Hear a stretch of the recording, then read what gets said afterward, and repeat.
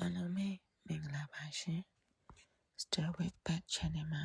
ပြန်လည်ကြိုဆိုပါရစေဒီတစ်ပတ်မှာလည်းပေါ်လီယာနာဝတ္ထုအပိုင်းခွန်ကိုဖတ်ပြသွားမှာဖြစ်ပါတယ်အခန်းဆက်ခွန်ဝတ္ထုတစ်ပုဒ်လိုယနေ့တော့ဂျွန်ပင်ဒေတန်သည်ပေါ်လီယာနာအားပြုံး၍နှုတ်ဆက်လေသည်ပေါ်လီယာနာမင်းဟာအင်မတန်လူတစ်ဖက်သားပေါ်မှာခွင့်လွှတ်တတ်သူပါလားယင်မဟုတ်ရင်မင်းတို့ကိုဘယ်လာတွေ့တော့မလဲသမီးကလာရတာကိုတကယ်ဝမ်းသာပါတယ်မစ္စတာပင်ဒေတန်ဘာဖြစ်လို့ဝမ်းသာရတာလဲဆိုတာအကြောင်းရှာလို့လည်းမရပါဘူးအော်တို့က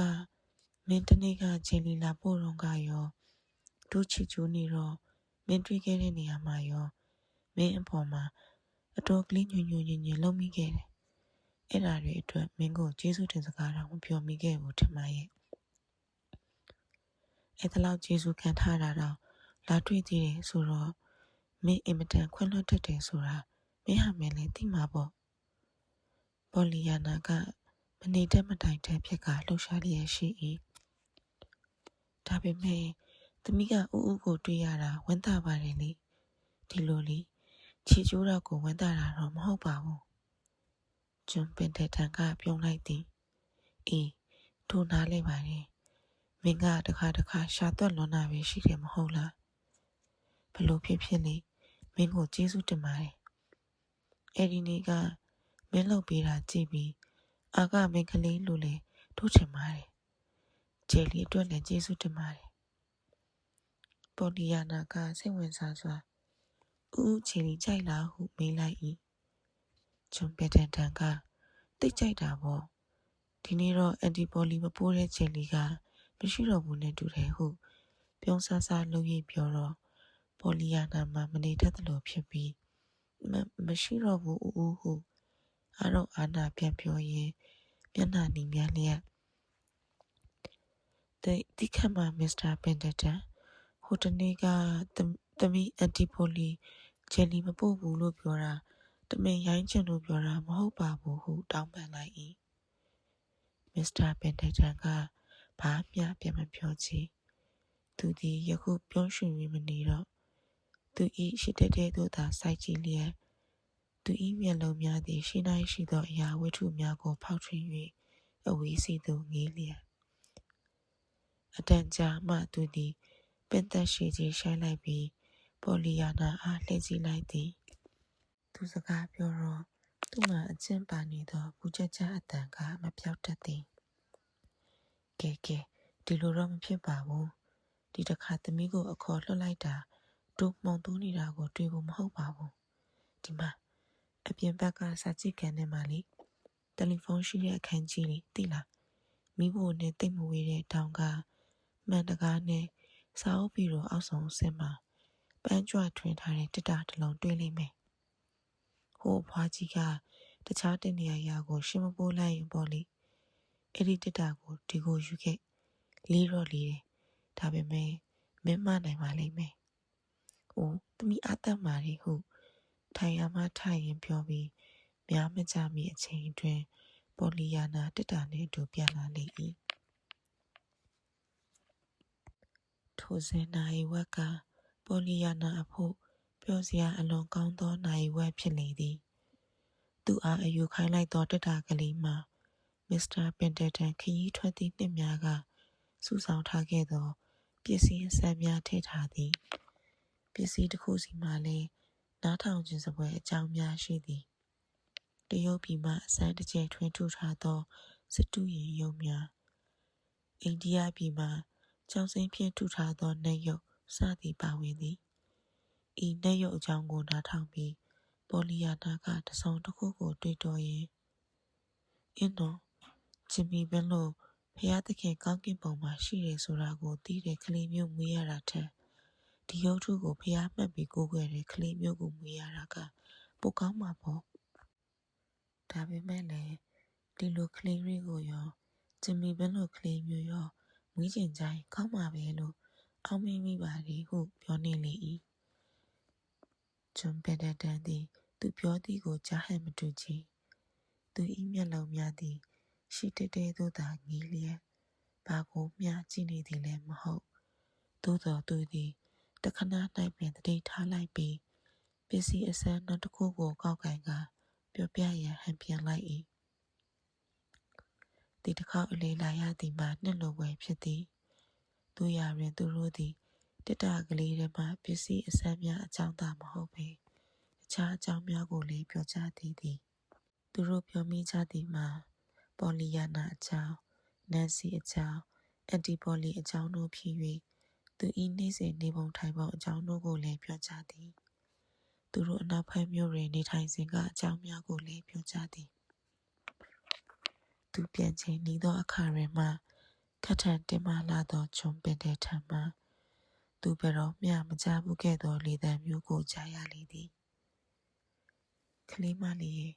တိုးစီကိုခဏခဏလာလေပါနော်လာမယ်မဟုတ်လားဦးတယောက်တည်းနေရတာငြင်းငွေလွန်းလို့ပါသမီးကိုလည်းဦးနားမှာအမြဲရှိစေချင်ပါတယ်နောက်တစ်ခုလည်းရှိသေးတယ်အဲ့ဒါကိုလည်းပြောပြမယ်သမီးဘယ်သူဘဝဆိုတာသိရပြီးတဲ့နောက်အစားတော့သမီးလေးကိုနောက်ထပ်မလာစေချင်ဘူးလို့အောက်မေ့ခဲ့တယ်သမီးလေးကိုမြင်ရင်ဦးမိဖြစ်ဖို့နှစ်ပေါင်းများစွာကြိုးစားခဲ့တာကိုတတိယလုံးလို့ပါပဲဒါကြောင့်သမီးကိုဘယ်တော့မှထပ်မတွေ့ချင်တော့ဘူးလို့အောက်မေ့တာနဲ့နေ့စဉ်လိုပဲဆရာဝန်ကသမီးကိုခေါ်ရမလားမေးတော့မခေါ်ပါနဲ့လို့ပြောခဲ့ရတယ်နောက်အတော်ကြာလာတော့သမီးကိုတိတ်တွေ့ချင်မြင်ချင်နေတယ်ဆိုတာသိရတယ်သမီးကိုမတွေ့မမြင်ပဲနေရတာကိုကဦးမေ့ချင်တာကိုပိုသတိရစေတယ်ဒါကြောင့်သမီးကိုအခုလာစေချင်တယ်လာမယ်မဟုတ်လားယင်ပေါ်လီယာနာကအိယာပေါ်တွင်ပလက်နေရသောသူ၏ခြေခွဲပွဲမျက်နှာကိုကြည့်ရင်မျက်လုံးများမှာဂယုဏအယောင်များတောက်ပါလျက်ကလာမပေါ်မစ္စတာပင်တတန်သမီးတိတ်လာချင်ပါတယ်ဟုပြောလိုက်သည်ဂျွန်ပင်တတန်ကတိမ်မွေးစွာပင်ကျေးဇူးပဲသမီးရဲ့ဟုဆိုလိုက်လေ၏ညနေစာစားပြီးကြသောအခါအိမ်နောက်ပြီးလေသာဆောင်တွင်ပေါ်လီယာနာကနန်စီအားမစ္စတာဂျွန်ပင်တတန်၏အံ့ဩဖွယ်ရာပန်းကြွတွင်တစ်တာကလေးနှင့်အထဲ၌ပါသောပုံမူအံ့ဩဖွယ်ရာအကြောင်းများကိုပြောပြနေလေသည်ဒီလောက်စိတ်ဆိုးနေတဲ့လူတစ်ယောက်ဘသူမျှစကားမပြောတဲ့လူတစ်ယောက်ကလေသမီးကိုဓာရီထုတ်ပြပြီးစကားတွေဘာတွေပြောရဲဆိုတာနော်တကယ်ပဲပေါ်လီယာနာကဟဲ့မမသူကစိတ်ဆိုးနေတာမဟုတ်ပါဘူးအပြင်ဘက်ကတည်းမှာဟုကြပြကန့်ကွက်လိုက်ပြီးလူတွေကသူ့ကိုဘာဖြစ်လို့ဒီလောက်ဆိုးဆိုးဝါးဝါမြင်နေကြလဲမသိဘူးနော်သူ့အကြောင်းကိုသိရင်ဒီလိုမြင်ကြမှာမဟုတ်ပါဘူးဒါပေမဲ့အန်တီပေါ်လီကတော့သူ့ကိုမကြိုက်ဘူးနော်သူ့ဖို့ဆိုရင်ချယ်လီတော့မပို့ဘူးသိလားသူပို့တယ်ထင်မှာတော့တိတ်ဆိုတာဟုဆက်ပြောလိုက်၏ဒီလူအထွတ်သူ့မှာဝတ္တရားမရှိလို့ဖြစ်မှာပေါ့၏ဒါပေမဲ့မမနားမလဲနိုင်တာကဘလို့များသမီးလေးကိုသူချစ်သွားရတယ်လဲဆိုတာပဲသမီးကိုဘလို့မျှအောက်မေ့လို့ပြောတာမဟုတ်ဘူးနော်ဒါပေမဲ့သူကကလေးချစ်တတ်တဲ့လူစားမှမဟုတ်တာတကယ်ပေါ်လီယာနာကပြောရွှင်စွာရင်လိုက်ပြီးချစ်တတ်ပါတယ်မမရဲ့အမြဲချစ်မနေနိုင်တာတခုပါပဲထမရဲ့ဒီနေ့ပဲသူသမီးကိုတခါတည်းမတွေ့ကျင်တော့ဘူးလို့အောက်မေ့ခဲ့တယ်ဆိုတာဝန်ခံလိုက်သေးတာပဲသမီးကိုမြင်ရင်သူမိချင်နေတာတခုကိုသတိရလာလို့တယ်လေဒါပေမဲ့နောက်တော့နန်စီကရုတ်တရက်ဖြည့်၍ဘာတဲ့သမီးကိုမြင်ရင်သူမိချင်နေတာကိုသတိရလို့တယ်ဟုတ်လားဟုမေးလိုက်၏ဟုတ်ပါတယ်ဒါပေမဲ့နောက်တော့သူမိချင်နေတာကဘာလဲလဲမပြောဘူးမမရဲ့သူမိချင်နေတဲ့ဟာလို့ပဲပြောတယ်နန်စီကအံ့ဩလာသောအတန်ဖြင့်ဟာအဲ့ဒါမြုပ်ခွက်ပေါ်ဟုဆိုလိုက်ပြီးသမီးကိုဒါကြောင့်သူချစ်သွားတာကိုအိုးဟုတ်ပါတယ်ပေါ်လီယာနာဒါဝတ္ထုတစ်ပုဒ်လိုပါပဲမမအဲ့ဒါလိုဝတ္ထုတွေအများကြီးဖတ်ဖူးတာပဲအားလုံးမြုပ်ခွက်ကလေးတွေနဲ့ကြည့်ပဲ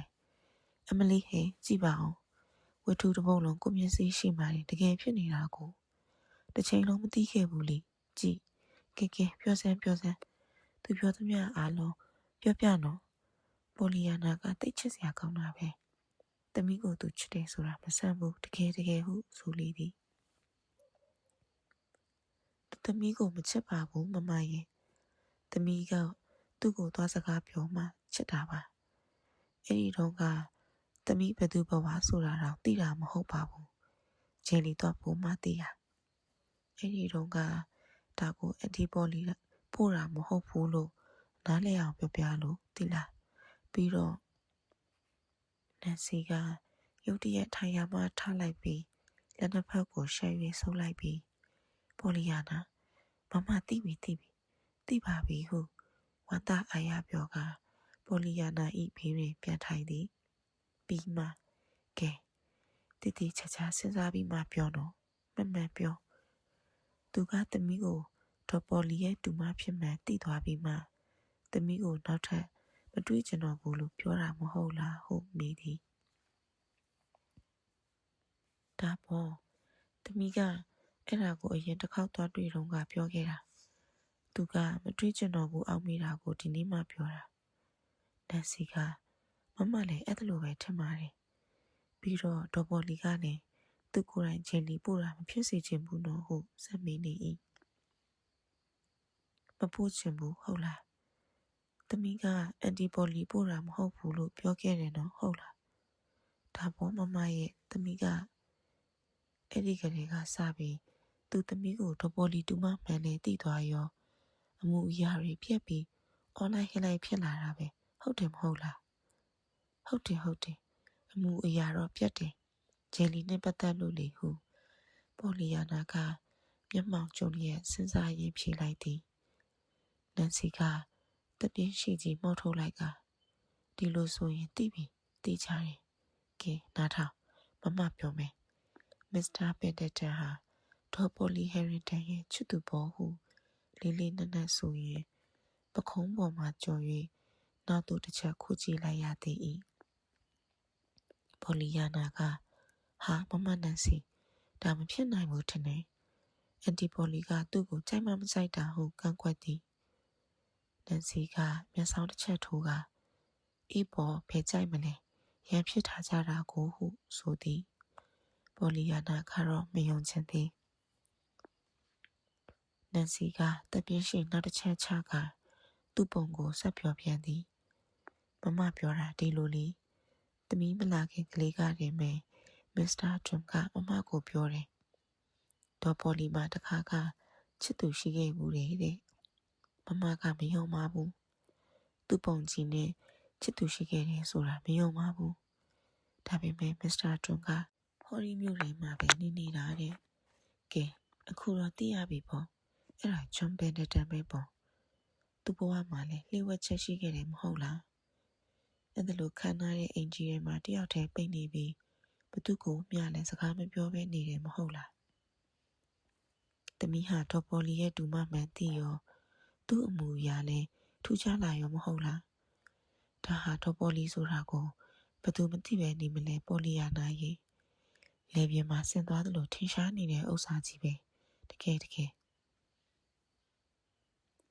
ပေါ်လီယာနာမှာအံ့အားသင့်လျက်မျက်လုံးပြူးကဒါပေမဲ့မမနန်စီရဲ့သူတို့ပဲတယောက်ကိုတယောက်ချစ်ခဲ့ကြတယ်ဆိုရင်တစ်ချိန်ချိန်မှာပြန်တက်ကြရမှာပေါ့သူတို့နှစ်ယောက်စလုံးဟာအခြားကြီးတယောက်ထင်းနေလာကြတာပြန်ပေါင်းရင်ဝမ်းသာကြမှာပဲထမရဲ့ဟုဇော်တကာတက်ပြန်သည်နန်စီကခက်ကြွလေတံဖြင့်ဒါတော့သမီးကချစ်သူတွေအကြောင်းသိမသိလို့ဖြစ်ပါလိမ့်မယ်သမီးကငယ်လေးငယ်ပါသေးတယ်ဒီမှာသမီးလေးရဲ့ဝမ်းသာတိုင်းကစားနည်းကိုမကစားတတ်တဲ့သူရဲ့လို့ကဘာပေါ်မှာရှိရဆိုရင်အဲ့ဒါဟာရန်ဖြစ်ထားတဲ့ချစ်သူတွေပဲရှိမယ်ထင်တယ်အဲ့ဒါသူတို့ပေါ့ကောက်နေလိုက်ကြတာမှကူးရလို့မဟုတ်လားပြောရင်က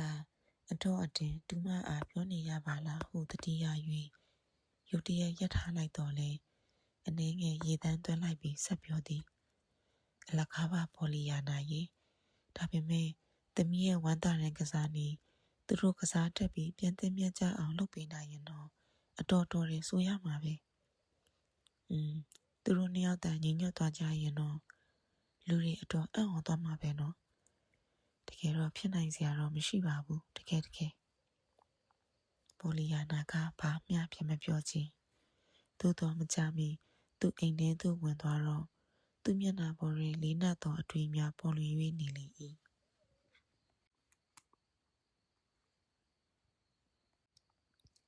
အခန်း18 သုံးမြောက်ဖန်တုံကလေးများပူနွေးသောဩဂတ်လ၏နေ့များတွင်ပိုလီယာနာသည်ပင်တတန်တောင်ကုန်းပေါ်ရှိအိမ်ကြီးသို့မကြာခဏအလည်ရောက်လေသည်တို့ရာတွင်သူသွားရသည်မှာတိတ်အကျိုးရှိလာသည်ဟု၍တော့သူမထင်မိပေသူကိုတွေ့ချင်လာ၍မစ္စတာပင်တတန်ကနာခဏအခေါ်လွတ်သည်မှာတော့မှန်ပါသည်တို့ရာတွင်ပိုလီယာနာလိုက်သွားပြန်တော့လေသူ့မှာပုံမပျော်ရွှင်လာသည်မရှိဟု၍ပိုလီယာနာထင်မိသည်သူသည်ပိုလီယာနာအားစကားလဲပြောပါသည်ထူးခြားသောလှပသောပစ္စည်းများစာအုပ်များပချီကားများနှင့်အစမ်းများကိုလည်းပြသပါသည်တို့ရာတွင်သူ့မှာဘာမျှမတတ်နိုင်ပုံကိုထုတ်ဖော်၍ညှိတွားနေသည်သူ့အိမ်တွင်သူ့အလိုမရှိသောသူများ၏ချေလဲမှုကိုခံကာစိတ်တူနေသည်ဟုလည်းဆိုသည်ပိုလီယာနာစကားပြောသည်ကိုတော့ကြားချင်းဟန်တူပါသည်ပိုလီယာနာကလည်းသူ့ကိုစကားပြောပါသည်ပိုလီယာနာကစကားပြောရခြင်းကိုနှစ်သက်ပါသည်သူရာတွင်သူ့ကိုကြည့်လိုက်တိုင်းမှမူမျက်နှာဖြူပဲဖြူရောနှင့်နာကြီးနေသောသူ့ရုပ်သွင်ကိုမြင်ရ၍ပိုလီယာနာမှာရင်ထဲတွင်မချမ်းသာရှာဤသို့ဖြစ်တော့လေသူပြောလိုက်သည့်စကားတွေကမစ္စတာပင်ဒတန်အားဤသို့နာကြီးစေသည့်စကားများပါလီသလားဟုလည်းစိုးရိမ်မိ၏သူကိုဝမ်းသာရန်ကစားနည်းပြောပြပြီးကစားရန်အတွက်ပိုလီယာနာအခါအခွင့်မသိနိုင်သေးချေသူအားပြောပြရန်နှစ်ကြိမ်တိုင်တိုင်ကြိုးစားခဲ့ဘူးသည်သို့တော်စကားအစားဖြစ်သည့်သူ့ဖေဘာပြောသည်ဆိုသည်ကိုစမိတိုင်းပင်ဂျွန်ပင်ဒတန်သည်စကားကိုရုတ်တရက်ဖြဲ၍အခြားအကြောင်းများကိုလှီလွှဲပြစ်တတ်ထိုက်လေသည်ပိုလီယာနာ၏စိတ်တွင်ဂျွန်ပင်ဒတန်သည်တခါကသူ့အန်တီပိုလီ၏ချစ်သူဖြစ်သည်ဟုယုံကြည်နေခဲ့သည်ဒီကလေးကသူတို့၏စိတ်ညစ်စရာအထီးကျန်ဘဝများကိုတာယာပျော်ရွှင်စေမည်ဟုစေတနာမေတ္တာသစ္စာအပြည့်ဖြင့်နှလုံးပိုက်ထားပြီးသားဖြစ်နေသည်ဤဆန္ဒကိုမည်သို့ဖြည့်စွမ်းရမည်ကိုကသူမသိနိုင်ချေသူသည်သူ့အတော်အကြောင်းမစ္စတာပင်ဒတန်အားပြောပြ၏မစ္စတာပင်ဒတန်သည်ရန်ခါရင်ကြီးစွာရန်ခါစိတ်တူစွာနားထောင်နေရှိသည်အများအားဖြင့်ကသူ၏အမြဲတမ်းတင်းမာသောမျက်နှာပေါ်တွင်မချိုမချင်းအပြုံးများတွေ့ရတတ်၏သူ့အတော်အားလည်းမစ္စတာပင်ဒတန်အကြောင်းပြောပြသည်သို့မဟုတ်ပြောပြရန်အားထုတ်သည်သို့သောတော့ပေါ်လီသည်သူ့အားကြာရှည်နားထောင်လေးမရှိချေဤစကားကိုစလိုက်တိုင်းသူ့မှာအခြားစကားတစ်ခုကိုလွှဲပြောစရာရှိနေတတ်သည်ဒါကိုတော့သူ့အတော်ကအခြားလူများအကြောင်းပြောလေပြုလုပ်မည်ဖြစ်၏အထူးသဖြင့်ဒေါက်တာချက်လက်တန်နှင့်ပတ်သက်၍ခါခါတီးတီးဖြစ်ဟန်တူသည်တခါကပိုလီယာနာအေးမိပြီးအိတ်ခမ်းထဲပိတ်နေခဲ့ရစဉ်ကညချလိုမှမသက်တိုင်ဆရာဝန်ခေါ်ရမယ်ဟုအဒီပိုလီကပြောသည်ပိုလီယာနာကခေါ်မလားဒါဖြင့်မသက်တော့အောင်လှုပ်အောင်ပါပဲဒေါက်တာချက်လက်တန်ကတိတ်တွေ့ချင်နေလို့ဟုရင်ရင်ပြောတော့အန်တီပိုလီကဒေါက်တာချက်လက်တန်ကိုမခေါ်ဘူးပိုလီယာနာဒေါက်တာချက်လက်တန်ကတို့သုံးနေကြဆရာဝန်မဟုတ်ဘူးညီးပို့ဆိုလာရင်ဒေါက်တာဝါရင်ကိုခေါ်မှာဟုခန့်မှပြန်ပြောခဲ့သည်တို့ရာတွင်ပိုလီယာနာပိုဆိုးမလာ၍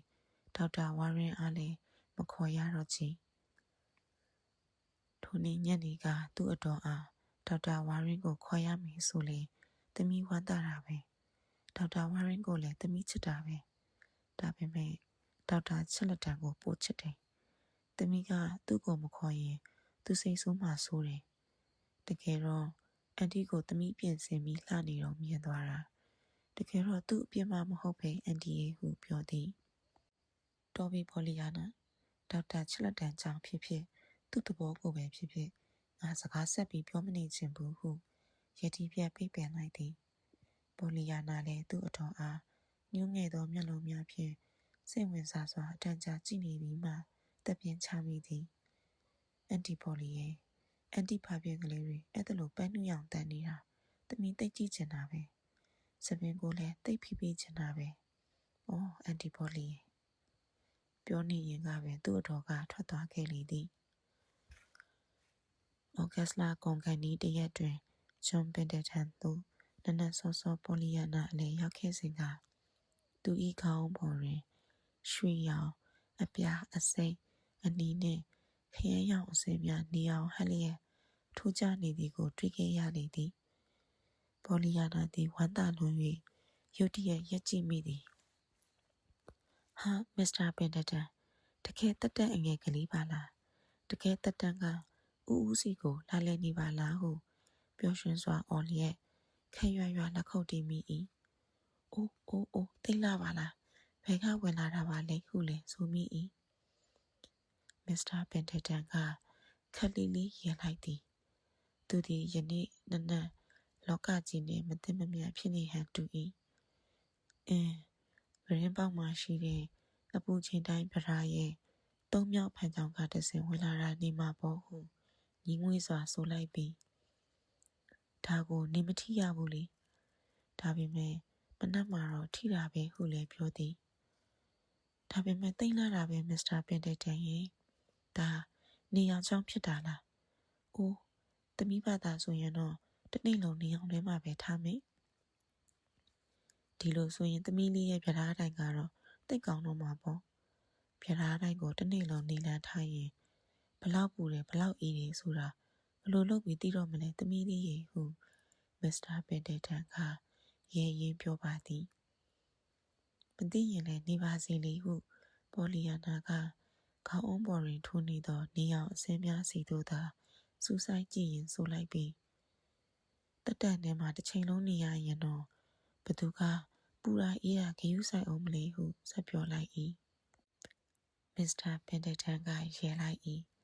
သူသည်တက်တန်စင်များ၌အာယုံစူးစိုက်နေသောပေါ်လီယာနာ၏မျက်နှာကလေးကိုစိတ်ဝင်စားစွာကြည့်နေရင်မှစိတ်ကူးတစ်ခုဝင်လာသည့်အတွက်သူကတင်ပေးရှိလူခေါ်ခေါင်းလောင်းကလေးကိုနှိမ့်လိုက်သည်တကားဝတွင်မိမကြီးရောက်လာတော့နိုးရာအိမ်ရှိကန်ထဲကစင်ပေါ်မှာရှိတဲ့ကြီးတိုင်းကြီးတွေကတခုဒီကိုယူခဲ့စမ်းပါဟုအမိန်ပေးလိုက်၏ဟုတ်ကဲ့ဟုမိမကြီးကအံ့အားသင့်သလိုကြည့်ရင်ဆိုကထွက်သွားသည်ခဏကြာ၍သူပြန်ဝင်လာတော့ဂီတတန်ပမာတချွင်းချွင်းမြည်သောအတန်များပါလာ၏ထိုအတန်ကရှိကဖျောင်းနိုင်ထွန်းသည့်ကြီးတိုင်းတစ်တိုင်းနှင့်ရင်းပတ်လေတွင်အလားပါချိတ်ဆွဲထားသည့်သုံးမြောက်ဖန်တုံးကလေးများအချင်းချင်းရိုက်ခတ်၍မြည်သောအတန်ပေသည်ခြေစုပဲဟော်ရီခုံပေါ်မှာချထားခဲ့ပြီးတော့ဟောဟိုပရင်ပေါက်ကခန်းစည်းချိတ်တဲ့ချိတ်ကလေးပေါ်မှာကျိုးတပင်ရှာပြီးတန်းချီလိုက်ခန်းစည်းတွေဖြုတ်လိုက်ရိုးကိုပရင်ပေါက်ဟိုဘက်ဒီဘက်တက်တက်နေပါစေဟုအမိန်ပေးလိုက်သည့်အတိုင်းမိမကြီးဆောင်ရွက်ပြီးတော့အင်းဒါပါပဲကျေးဇူးတင်ပါတယ်ဟုပြောလိုက်သည်မိမကြီးကအခန်းထဲမှထွက်သွားတော့သူဤပြုံးရောင်တန်းနေသောမျက်လုံးများကိုတအံ့တော်ကြည့်နေသည့်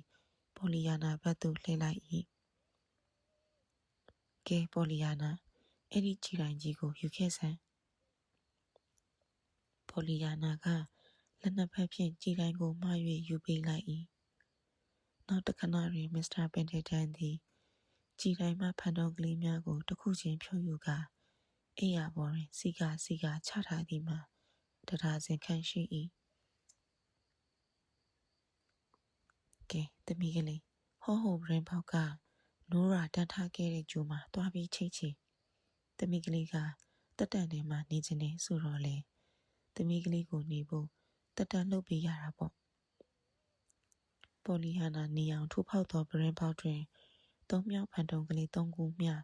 ချိန်၍မပြီးမိပင်အစာအနာကိုမြင်ရပြီသူစိတ်များလှုပ်ရှားလွန်သဖြင့်ကျန်သောဖန်တုံးကလေးများကိုဆက်ချိတ်တော့သူ့လက်များမှတုံနေ၏အားလုံးအစီရီချိတ်ပြီးတော့ သူသည်ဝမ်းသာလွန်၍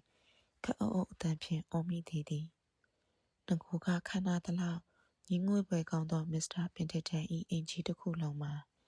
တက်တန်းရောင်စုံများဖြာလျက်ပျော်စရာနတ်ပုံတစ်များဖြည့်၍လာလေသည်နေရာတကာတွင်အနီအစိမ်းခရမ်းရောင်လိမ္မော်ရောင်ရွှေရောင်နှင့်အပြာစင်းများသည်ရိမ်ထိုးလှုပ်ရှားလျက်ရှိလေသည်နံရံသည်၎င်းကျမ်းမြင့်သည်၎င်းစပွဲကလတ်ထိုင်ဘီရိုတို့သည်၎င်းအိယာသည်၎င်းရောင်စုံအရိပ်များဖြင့်တောက်ပလျက်နေကြလေသည်အိုးအိုးအိုးဘလောက်ချစ်ဖို့ကောင်းလဲဟာဟာနေမင်းကြီးကိုယ်တိုင်ကဒီကစားနည်းကိုကစားတော့မယ်နဲ့တူတယ်ဟီးဟုအော်ဟစ်မိ၏သူဘာပြောနေသည်ကိုမစ္စတာပင်တတန်မသိသေးပါလားဆိုသည်ကိုမိနေဟန်တူသည်အိုးသမီးမဒါမျိုးတွေအများကြီးရှိဘလောက်ကောင်းမလဲအန်တီပိုလီတို့မစ္စစ်စနိုးတို့တခြားလူတွေအများကြီးလဲပြီးကျင်လိုက်တာအဲ့ဒါမှသူတို့လည်းဝမ်းသာကြမှာပဲဟုတ်တယ်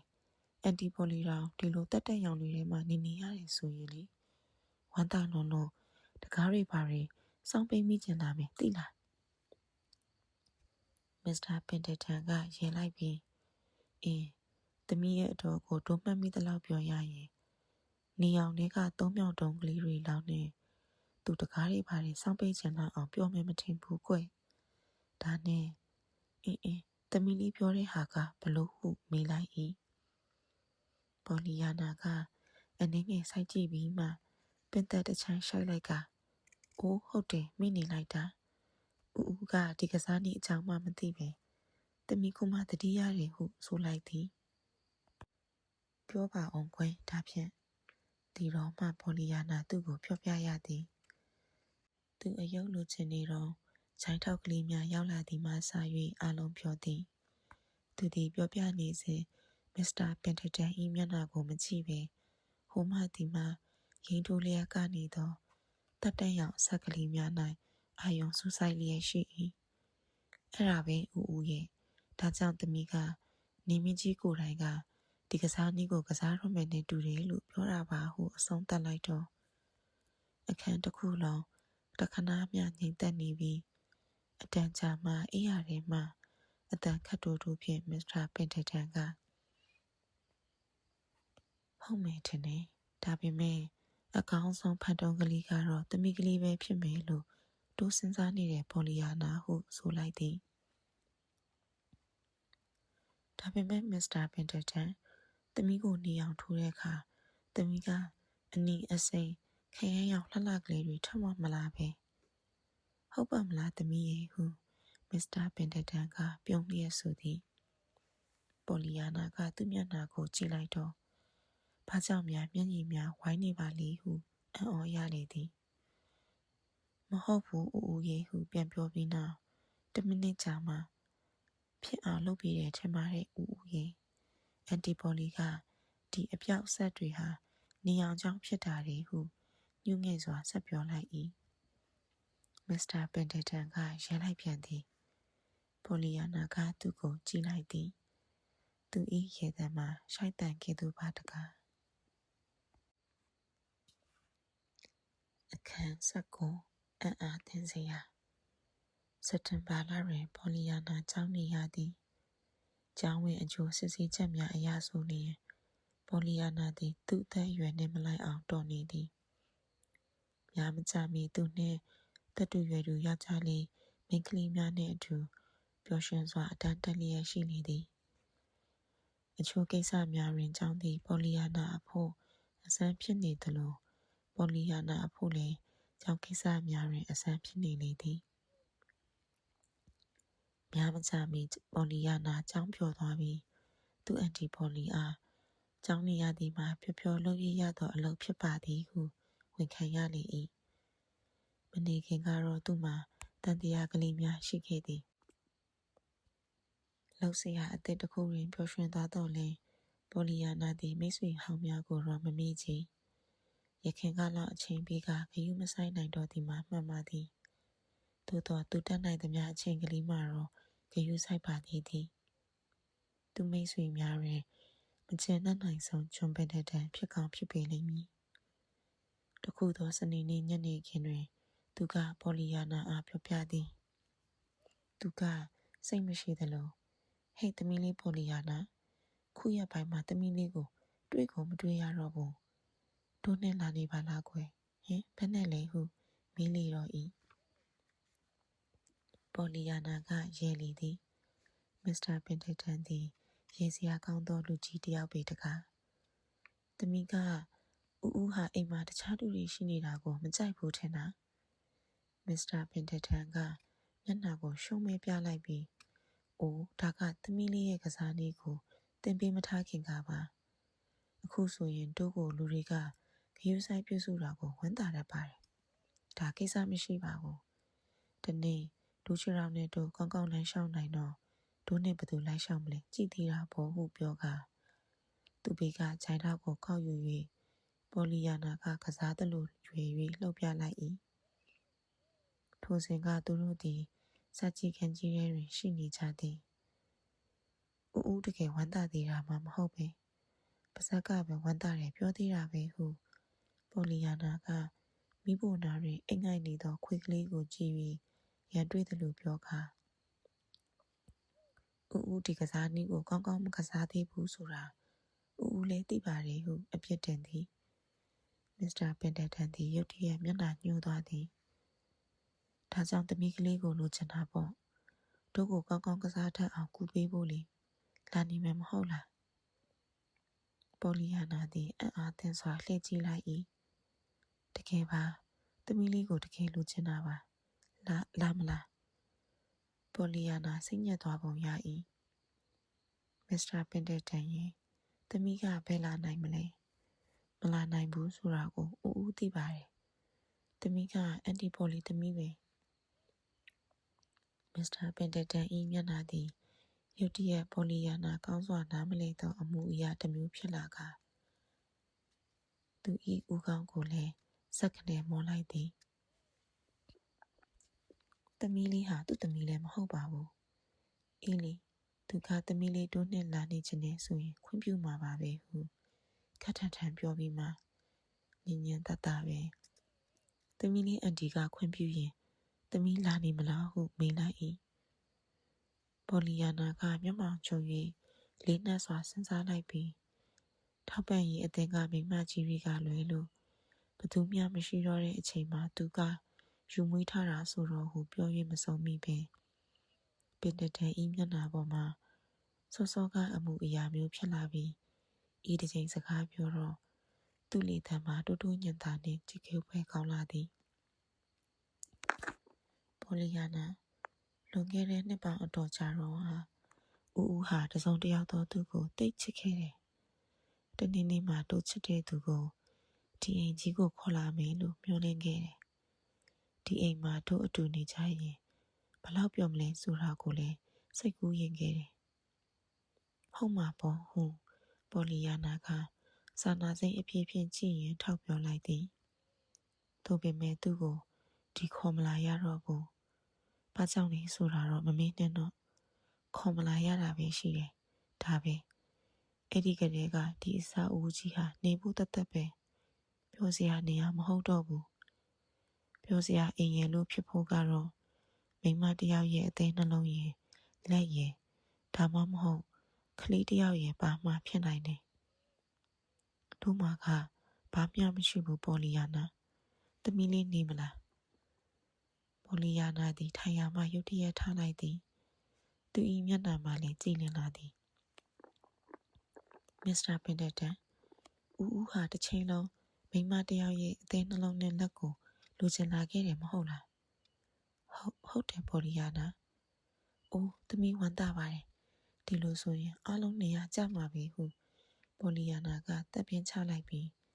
ကဲဒါဖြင့်နှစ်ယောက်စလုံးသာခေါ်ပြီးတော့အားလုံးဟန်ကျသွားမှာပဲဟုဆက်ပြောလေသည်နှစ်ယောက်စလုံးခေါ်ဟုတ်လားဟုမစ္စတာပင်တန်ကအံ့အားသင့်စွာမေးလိုက်၏ပေါ်လီယာနာ၏မျက်နှာပေါ်တွင်လည်းတန်တရားစိတ်ကလေးများဝင်လာတရားရောင်ဖြစ်လာ၏ဟုတ်တာပေါ်လီ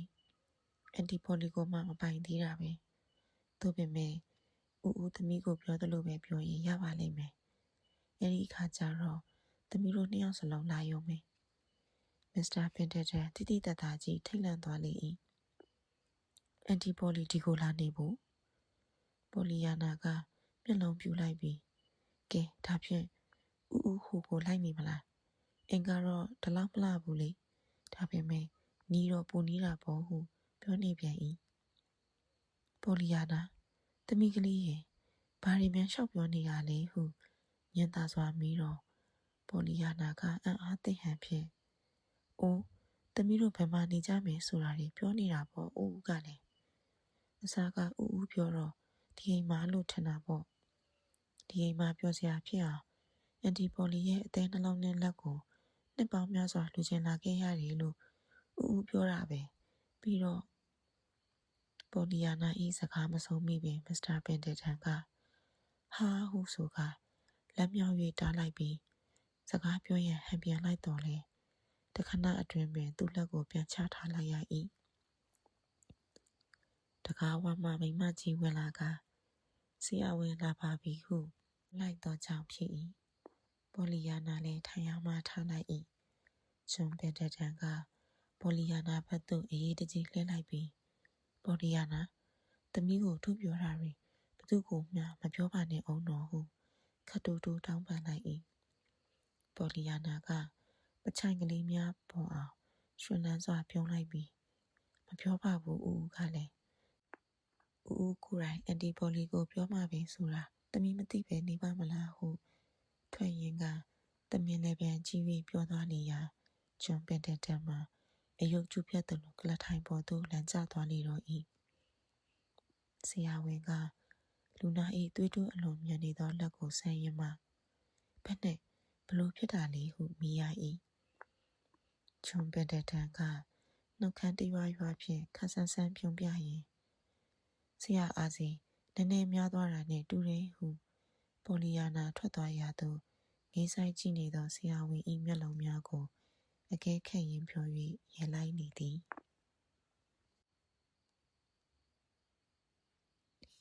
အခန်း20ပုံမအံ့အားသင့်စရာတနင်္ဂနွေနေ့နနက်များတွင်ပေါ်လီယာနာဖျားဝတ်ကျောင်းသို့သွားသည်တနင်္ဂနွေကျောင်းလည်းတက်ရသည်တနင်္ဂနွေညနေပိုင်းများတွင်နန်စီနှင့်လမ်းလျှောက်ထွက်တတ်သည်လွန်ခဲ့သည့်စနေနေ့ညနေကမစ္စတာဂျွန်ပင်တန်ထံအလဲသွားပြီးနန်စီနှင့်လမ်းလျှောက်ထွက်ရန်ချိန်ပြီးဖြစ်၏တို့ရာတွင်ယနေ့တနင်္ဂနွေကျောင်းမှအပြန်လန်းတွင်ဒေါက်တာချက်လက်တန်ကမီးရထားနှင့်လိုက်ပြီးသူ့ကိုမှီတော့ရပ်လိုက်သည်အိမ်ကိုလိုက်ဖို့ပြစီလာပေါ်လီယာနာ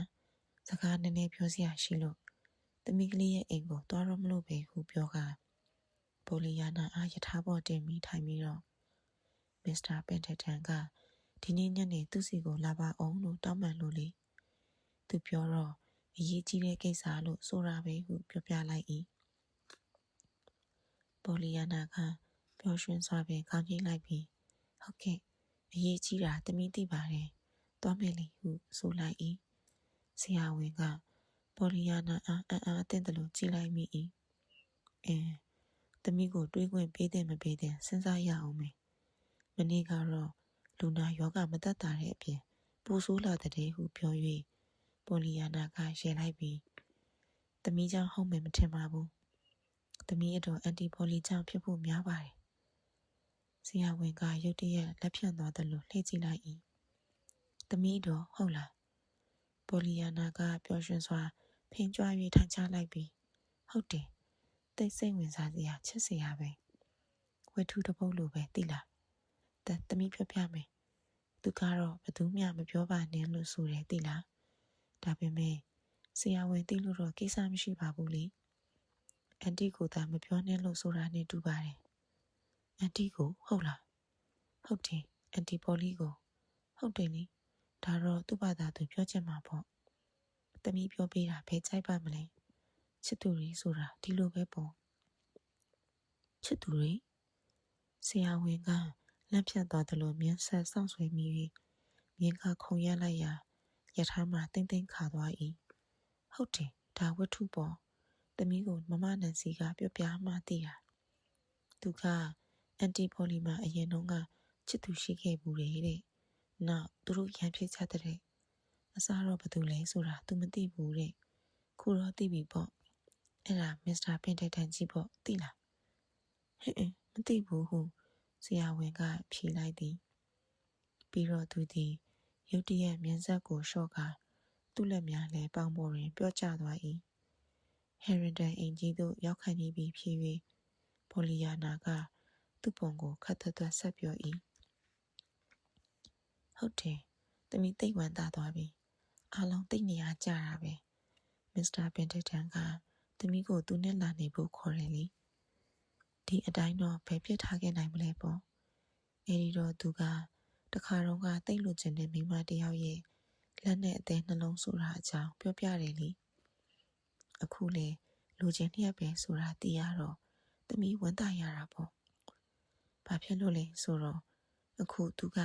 လျံဖြစ်တာကိုကြည်အေးခြင်းနေဆိုရင်အားလုံးအဆင်ပြေသွားမှာပေါ့သမီးရောအန်တီပေါ်လီရောအဲ့ဒီသွားနေဒါမှမဟုတ်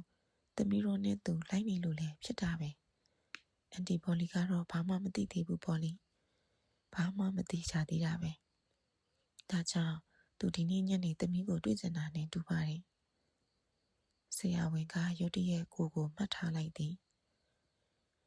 သူ၏နှကမ်းများပေါ်တွင်ကထူဆန်းသောအပြုံးအေးလေမစ္စတာပင်တက်တန်သမီးကိုတွေ့ချင်နေဆိုတာကိုနားလည်နိုင်ပါတယ်ဟုဆရာဝန်ကခေါင်းညိတ်ရင်းပြောကအိမ်တကားရှိတွင်ယထာကိုရပ်လိုက်၏ပေါ်လီယာနာကဟောမှာဘရင်ပေါက်ကကြည့်နေတာအန်တီမဟုတ်လားအိုးမဟုတ်ပါဘူးသမီးစိတ်ကထင်လို့ပါဟုဆိုလိုက်သည်မဟုတ်သေးပါဘူးထင်ပါတယ်ဟုဆရာဝန်ကဆိုလိုက်သည်သူမျက်နှာပေါ်မှအပြုံရိပ်သည်ရုပ်ချီပြောက်ကွယ်သွားလေ၏ထိုနေ့ညနေကပေါ်လီယာနာသည်အလွန်တုန်လှုပ်ခြောက်ခြားလျက်ရှိသောမစ္စတာပင်တက်တန်ကိုတွေ့ရလေသည်ပေါ်လီယာနာဝင်လာတော့သူကမဆိုင်မတွားပင်ပေါ်လီယာနာမနေ့ကသမီးပြောသွားတဲ့စကားကိုတညလုံးထိုင်စဉ်းစားခဲ့ရတာအန်တီပေါ်လီရဲ့လက်နဲ့အသေးနှလုံးကိုနှစ်ပေါင်းများစွာလူချင်းခဲ့ရတယ်ဆိုတဲ့စကားပေါ့အဲ့ဒါ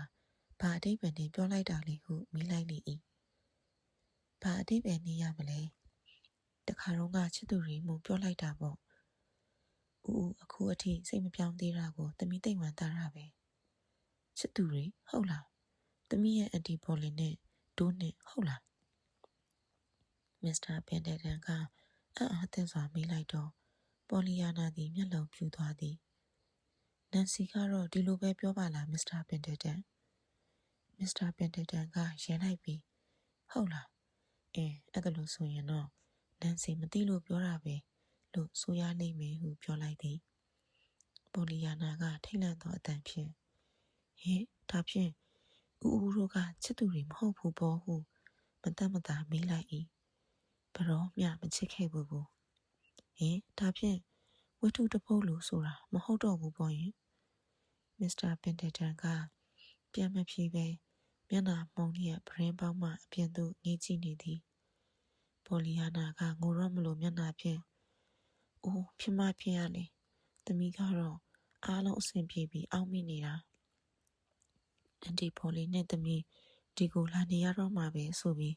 ဝန်တာနေတာလေဟုပြောနေလေသည်မစ္စတာပင်တက်တန်ကလှည့်မကြည့်ပဲအခုတော့သမီးမလာတော့ဘူးလားဟုမေးလိုက်သည်မလာတော့ဘူးပေါ့သမီးကအန်တီပေါ်လီသမီးပဲမစ္စတာပင်တက်တန်ကလှည့်ကြည့်ပြီးခက်ဆက်ဆက်ပင်သမီးလေးဟာအန်တီပေါ်လီသမီးမဖြစ်ခင်ကသမီးမမေရဲ့သမီးပဲဒုနှစ်ပေါင်းများစွာကလိုချင်ခဲ့တယ်ဆိုတာကသမီးမမေရဲ့လက်နဲ့အသေးနှလုံးကိုပဲဟုပြောချလိုက်၏ပေါ်လီယာနာအံ့အားသင့်ရပြန်သည်မိဟုတ်လားတို့ဒါကိုသမီးလေးကိုပြောမပြတော့ဘူးလို့အောက်မိတာပဲဒါပေမဲ့ပြောပြလိုက်တာလည်းကောင်းပါတယ်ထင်ပါရဲ့ချွန်ပင်တန်သည်မျက်နှာကိုအောင်းငုံလျက်ဖြူပဲဖြူရွာဖြစ်နေသည်သူ့အတန်ကိုကြားရခြင်းအပြင်သူမိမြခက်ခက်ခဲခဲစကားပြောရကြောင်းသိတာ၏ပေါ်လီယာနာမှာထိတ်လန့်သောမျက်လုံးများနှင့်ပါးစပ်အဟောင်းသားငေးလျက်မစ္စတာပင်တက်တန်ကိုစိုက်ကြည့်နေမိလေ၏တို့ကသမီးရဲ့မေကိုချစ်ခဲ့တယ်။သို့ပေမဲ့သူတို့ကိုမချစ်ဘူး အတော်ကလေးကြတော့သမီးရဲ့အဖေနဲ့ထွက်သွားတယ်။အဲဒီတော့မှထိုသူ့ကိုဘလောက်ချစ်တယ်ဆိုတာသိတော့တယ်။ထိုအဖိုးမှာတော့ကဘာပြတ်တာပဲ။ပြီးတော့အေးလီထားပါတော့နှစ်ပေါင်းများစွာတို့ဟာစိတ်တိုးပြီးအမြဲတမ်းစိတ်ချမ်းပေါက်နေတဲ့ချစ်စရာခင်စရာတစ်ဆက်ကလေးများမရှိတဲ့အဖိုးကြီးလိုဖြစ်နေခဲ့တယ်။ထိုအသက်အခု60တောင်မနေသေးပါဘူးပေါ်လီယာနာ။တနေ့တော့သမီးချစ်တဲ့သုံးမြောက်ဖန်တုံးကလေးတွေလိုပဲဒုဘဝတွေကိုသမီးရောက်လာခဲ့တယ်။ပြီးတော့သူရဲ့ပြင်းညင်ညီငွေစရာကောင်းတဲ့လောကတွေကိုသမီးလေးရဲ့ရှင်လန်းမှုနဲ့ရောင်ပြန်ဟလှတဲ့ရောင်စုံကလေးတွေထိုးဝင်လာခဲ့တယ်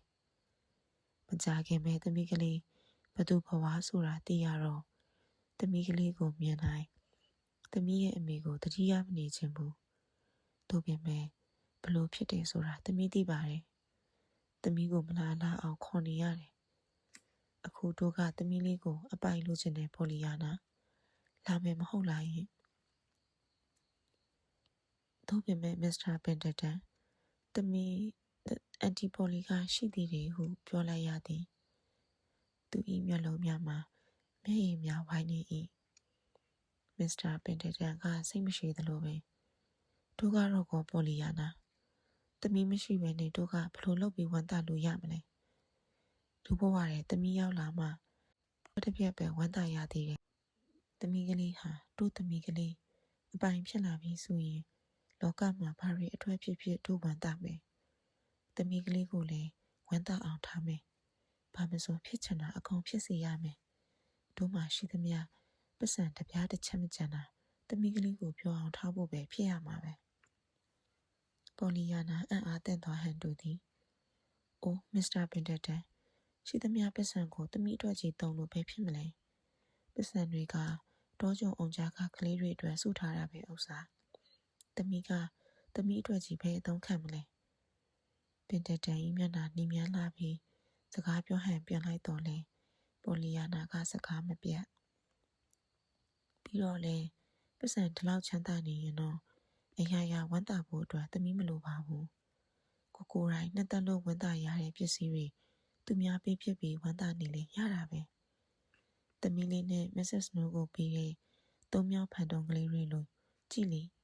နန်စီရဲ့မွေးနေ့မှာဦးဦးလက်ဆောင်ပေးတဲ့ရွှေရင်းကားတို့ဘာလို့လေပြီးတော့အေးပါဒါတွေထားလိုက်ပါတော့ဟုပင်တတန်ကဖြတ်ပြောလိုက်သည်သူမျက်နှာမှာနေရဲ၍နေ၏တကယ်တော့မဆန်ပါဂျွန်ပင်တတန်ကိုလူသိများခဲ့သည်မှာပေးကင်းစွန့်ကျင်တတ်သောကြောင့်မဟုတ်ပါဒါတွေဟာအလကားဟာတွေပါများများဆဆလည်းမဟုတ်ပါဘူးဘလို့မဆိုပေးသလောက်ကန်သလောက်ဟာကလေးတွေဟာသမီးကြောင့်ပေးခဲ့တာပါသမီးကလေးကပေးတာတွေပါတို့ပေးတာမဟုတ်ပါဘူးဟုတ်ပါတယ်သမီးကလေးကပေးတာပါပေါ်လီယာနာ၏မျက်နှာပေါ်တွင်ရင်းဆိုမည်အရေးအယောင်များပေါ်လာ၍ပင်တတန်ကအထက်ထပ်ဆိုသည်အဲ့ဒါကိုကြည့်ခြင်းအပြင်ထိုသမီးလေးကိုဘလောက်လိုချင်နေပြီဆိုတာသိတာလောက်ပါပြီဟုထပ်ပြောပြီးအလွန်တရာနူးညံ့သိမ်မွေ့သောအတန်ဖြင့်တို့လေဝန်တာရန်တာကစားရမယ်ဆိုရင်သမီးကလေးပါတို့နဲ့လာကစားမှဖြစ်မယ်ကွယ်ဟုဆိုလိုက်လေ၏ကလေးမ၏နှစ်ဖူးကြောကလေးများရှုံသွားကတစုံတစ်ခုကိုတွေးတောနေရမှာအန်တီပေါ်လီကလည်းသမီးပေါ်မှာတိတ်ကောင်းတာဟုပြောလေလျင်ပင်တတန်ကတူဆက်ပင်ဖြန့်၍ပြောလိုက်သည်သူမျက်နှာပေါ်တွင်စိတ်တူတတ်သောအမှုအရာများပြန်ပေါ်လာသည်ဂျွန်ပင်တတန်မှာအထိုက်ခံကိုတိမခံပဲနှစ်လကြာရှည်စွာနေလာရသူဖြစ်ရကထိုသဘာဝကိုလွန်ဆန်း၍ယခုမှတပံချုပ်တီးတီးခံရန်ခဲရင်လာ၏သမီးပေါ်မှာကောင်းလာတော့ဟုတ်ပါလိမ့်မယ်ဒါပေမဲ့သူသမီးကိုမလိုချင်ပါဘူးတို့လိုချင်တာရဲ့တဝက်တောင်မလိုချင်ပါဘူးဆိုတာတို့ပြောရပါတယ်ဟုသူကကန့်ကွက်သည်အိုးမစ္စတာပင်တတန်သမီးကိုခေါ်ထားရတာအန်တီပေါ်လီလက်ဝန်တာမယ်အာကြီးဟုစိတ်မရှိသလိုဖြတ်ပြောလိုက်ပြီးဒေါ်ပေါ်လီကဘာအတွက်မျှဝမ်းမသာတတ်ဘူးဆိုတာလောင်းလောင်လိုက်ခြင်းသေးတယ်သူကသူ့ဝတ်တရားလိုဆောင်ရွက်နေတာဆိုတာတို့သိပါတယ် သူကအင်မတန်ဝတ္တရားသိတတ်တဲ့မိန်းမပဲသူဝတတရားသိတတ်မှုနဲ့ပတ်သက်တဲ့အတွေ့အကြုံလည်းတို့ကြုံမှုပါတယ်လွန်ခဲ့တဲ့15နှစ်အနှစ်20အတွင်းမှာတို့ချင်းတိတ်တင်းမြတ်မြတ်မဟုတ်ဘူးဆိုတာကိုတော့ဝန်ခံပါတယ်ဒါပေမဲ့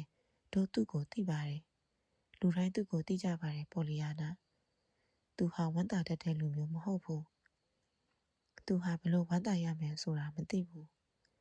သမီးသူစီကိုလာနေဖို့ကိစ္စသမီးသူ့ကိုခွင့်တောင်းကြည့်သူကခွင့်မပြုဘူးဆိုရင်ပြောအိုကွယ်ပေါ်လီယာနာကလေးရဲ့